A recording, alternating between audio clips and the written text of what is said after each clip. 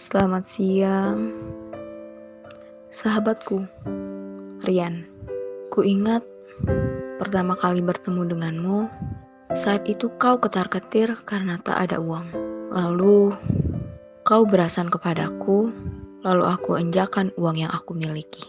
Namun, kini tak ada kabar darimu. Padahal ku jingak-jingak di tas Instagram kamu sedang sugih-sugihnya. Jadi ini cak mana? Aku butuh nian dengan duit itu, tapi ya nak diapakan lagi. Ndak kenada juga kamu membayarnya. Kalau kamu membaca surat ini, aku berharap kamu membayar utang itu. Ndak kenada, waya-waya duit 100.000 aja. Tolong kita saling ejakan aja lah. Namun, ku yakin kamu tidak akan membayarnya, walaupun suratnya kamu baca juga. Ya, nak cak mana ya? Soalnya kamu kan buta huruf.